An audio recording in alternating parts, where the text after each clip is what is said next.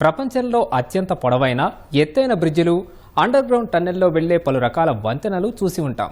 బ్రిడ్జిలో 660 టన్నుల బరువున్న కొంత భాగాన్ని పైకి కిందకి లిఫ్ట్ చేస్తూ రవాణా సేవలందించే బ్రిడ్జిని ఎప్పుడైనా చూశారా?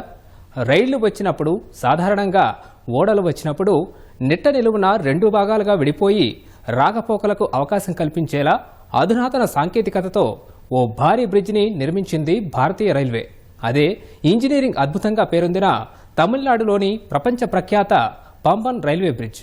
దేశంలో మరెక్కడా లేని రీతిలో సముద్రంపై వర్టికల్ సీలిఫ్ట్తో నిర్మించిన ఈ తరహా భారీ వంతెన వెనుక లెక్కకు మిక్కిలి విశేషాలు. భారతీయ రైల్వే శాఖ ఇంజనీరింగ్ ప్రతిభ, వందలాది మంది కార్మికుల శ్రమ దాగి ఉన్నాయి.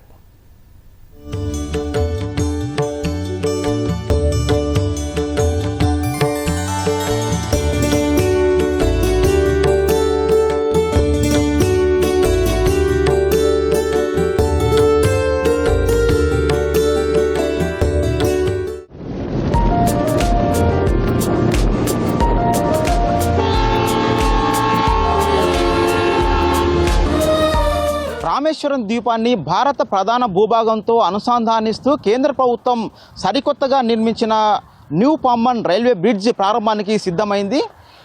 దేశంలోనే తొలి వర్టికల్ వంతెనగా పిలిచేటటువంటి ఈ వంతెన ఆధునిక ఇంజనీరింగ్ అద్భుతంగా పిలవచ్చును. దీనికి సంబంధించి వంతెన ఎలా నిర్మించారు, దాని యొక్క ప్రత్యేకతలు ఏమిటి, దానివల్ల ఎలాంటి ఉపయోగాలు ఉంటాయి, ఎప్పటి నుంచి ప్రజలకు అందుబాటులోకి రానుంది అనేటటువంటి విషయాల్ని తెలుసుకుందాం.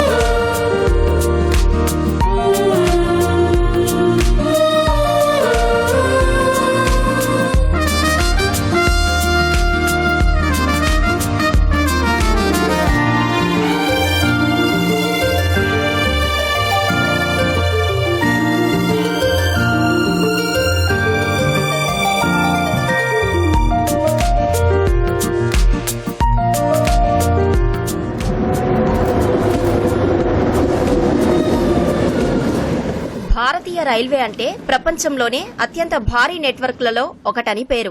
ఆ పేరుకు తగ్గట్లే అనేక భారీ రైల్వే ప్రాజెక్టులను నిర్మిస్తున్న ఈ సంస్థ అందులోనూ అసాధ్యమనుకున్న పలు క్లిష్టతరమైనవి కూడా సుసాధ్యం చేసి చూపిస్తోంది. ఇటీవలే జమ్మూ కాశ్మీర్లోని చీనాబ్ నదిపై ప్రపంచంలోనే అత్యంత ఎత్తైన రైల్వే వంతెనను నిర్మించి ట్రయల్ రన్ ను కూడా విజయవంతంగా పూర్తి చేసిన భారతీయ రైల్వే మరో అద్భుతాన్ని సాధించింది. తమిళనాడులోని రామనాథపురం జిల్లా మండపం రామేశ్వరం ద్వీపం మధ్య పాంబన్ వద్ద సముద్రంపై అనేక క్లిష్ట పరిస్థితులను అధిగమించి సరికొత్త వారధిని నిర్మించింది. రామేశ్వరం క్షేత్ర భూభాగాన్ని భారత ప్రధాన భూభాగంతో కలుపుతూ నిర్మించిన ఈ వంతెన భారతదేశ సాంకేతిక ప్రగతికి అచ్చమైన నిదర్శనంగా నిలుస్తోంది. 531 కోట్ల రూపాయలతో 2.10 కిలోమీటర్ల పొడవున నిర్మించిన ఈ భారీ వంతెన నౌకల రాకపోకలకు అడ్డంకి లేకుండా పైకి లేచే వర్టికల్ లిఫ్ట్ కలిగినది కావడం విశేషం.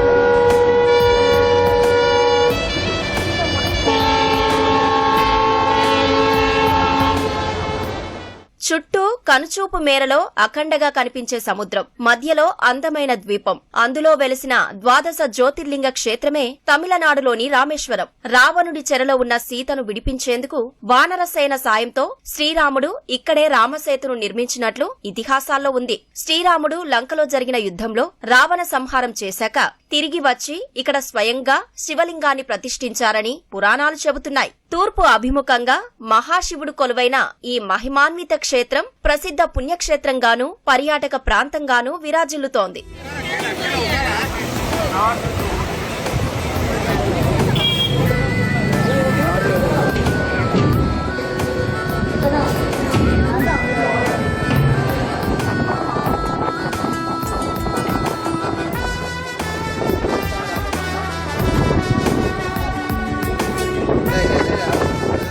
ఎంతో ప్రసిద్ధి చెందిన రామేశ్వరం ద్వీపాన్ని భారత భూభాగానికి అనుసంధానిస్తూ 1914లోనే పంబన్ వద్ద రైల్వే వంతెనను నిర్మించారు. రామేశ్వరం జిల్లా మండపం నుంచి బంగాళాఖాతంలోని రామేశ్వరం దీనిని అనుసంధానించేలా ఈ రైల్వే వారధి ఉంటుంది. భారత్, శ్రీలంక దేశాల మధ్య వాణిజ్యం కోసం సరుకు రవాణా చేసేందుకు భారీ ఓడలు ఈ వంతెనను దాటేందుకు కింది నుంచి వెళ్లాల్సి వచ్చేది. భారీ ఓడలు వచ్చినప్పుడు బ్రిడ్జి కింద నుంచి అడ్డంగా దాటుతూ వెళ్లేందుకు మార్గాన్ని ఏర్పాటు చేశారు. దాని దిగువన పడవలు, నౌకలు సులువుగా వెళ్లేందుకు వీలుగా వంతెన మధ్యలో పట్టాలకు ఇరువైపులా పైకి లేచే విధంగా హైడ్రాలిక్ లిఫ్ట్ యంత్రాలను ఏర్పాటు చేయగా వాటికి తరచూ సాంకేతిక సమస్యలు ఎదురయ్యాయి. పదే పదే తుఫానుల వల్ల ఈ ప్రాంతంలో గాలిలో అధిక తేమ శాతం ఉండడం, సముద్రపు ఉప్పుతో కూడిన కెరటాలు బ్రిడ్జిపై పడుతుండటం వల్ల 110 ఏళ్ల కిందట నిర్మించిన రైల్వే బ్రిడ్జి స్థిరత్వం కోల్పోయింది. లిఫ్ట్ యంత్రాల్లో సాంకేతిక లోపం ఏర్పడడం, ప్రమాదకర ప్రయాణంగా మారడంతో 2023 డిసెంబర్ నుంచి రామేశ్వరానికి రైళ్ల రాకపోకలు పూర్తిగా నిలిపివేశారు.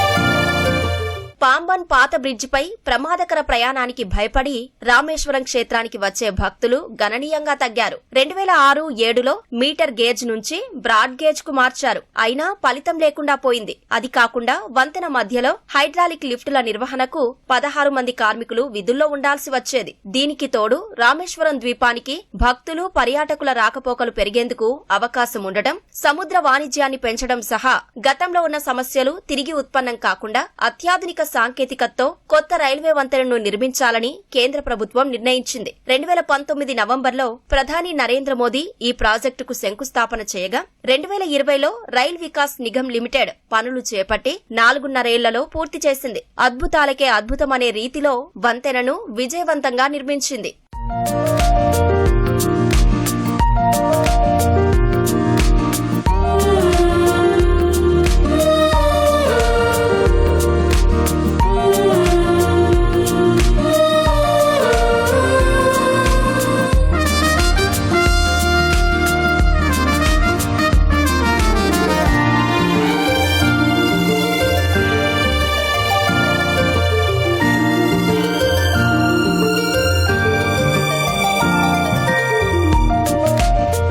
పాంబన్ వద్ద నిర్మించిన వర్టికల్ లిఫ్ట్ సీ బ్రిడ్జ్ అనేక విశేషాల సమాహారం. ఒక రకంగా భారతీయ రైల్వే శాఖ సాంకేతిక ప్రతిభను ఘనంగా చాటేదే ఈ నిర్మాణం. దీన్ని పాత వంతెనకు సమాంతరంగా అత్యాధునిక సాంకేతికతల మేళవింపుతో నిర్మించారు. వంతెనను నిర్మించిన ప్రాంతంలో సముద్రం లోతు ఎక్కువగా ఉంటుంది. సుడిగుండాల వల్ల సముద్రం ఉవ్వెత్తున ఎగిసిపడుతూ ఉంటుంది.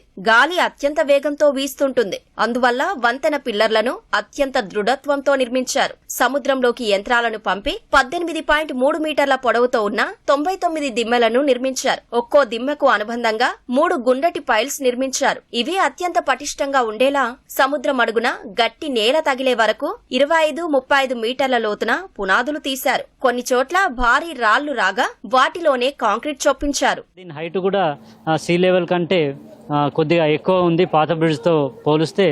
కాబట్టి హయ్యర్ స్పీడ్లో ఇక్కడ బ్రిడ్జ్ స్ట్రెంగ్త్ ఉండడం వల్ల, అలాగే టెక్నాలజీ అధునాతనమైంది వల్ల 75 కిలోమీటర్ స్పీడ్తో కూడా ఇక్కడ ట్రైన్స్ రన్ చేసేందుకు అవకాశం ఉంది. ఇది అంటే త్వరలోనే ప్రారంభించేందుకు సన్నాహాలు చేస్తూ ఉన్నాం. అంటే ప్రారంభోత్సవానికి సంబంధించి అంటే వచ్చే వీఐపీస్ కానీ దానికి సంబంధించిన డీటెయిల్స్ కూడా త్వరలోనే మేము తెలియజేయబోతా ఉన్నాం. ప్రపంచంలోనే అతి ఎక్కువ తుప్పు పట్టే రెండో ప్రాంతంగా పాంబన్ తీరానికి పేరుంది. కెరటాలు వంతెనపైకి వస్తుంటాయి. దీనివల్లే పాత వంతెన ఇనుము తుప్పు పట్టి మందం కరిగిపోయింది. కొత్త వంతెనకు ఆ సమస్య రాకుండా పాత వంతెన కంటే ఎత్తు పెంచారు. నిర్మాణాలపై 3 పొరలుగా పాలీసిలోక్సెన్ పెయింటింగ్ పూత వేశారు. 2.10 కిలోమీటర్ల దూరం ఉండే ఈ బ్రిడ్జ్ నిర్మాణంలో ఎక్కడా బోల్టులు వాడలేదు. తుప్పు పట్టేందుకు తావు లేకుండా వెల్డింగ్ తోనే వంతెన భాగాలను అతికించారు. సముద్రంలోని దిమ్మలు పాడవకుండా చుట్టూ కేసింగ్ విధానంలో ఐరన్ చట్రాలతో కాంక్రీట్ వేశారు. ట్రాక్ పక్కన నడిచే దారుల్లో ఉప్పు చేరకుండా స్టెయిన్లెస్ స్టీల్ తో పాటు ఫైబర్ రీఇన్ఫోర్స్ ప్లాస్టిక్ వాడారు. 100 మంది నిపుణులు 4 ఏళ్ల పాటు రేయింబవళ్లు చేసిన శ్రమకు ప్రతిరూపంగా పాంబన్ బ్రిడ్జి నిలుస్తుంది.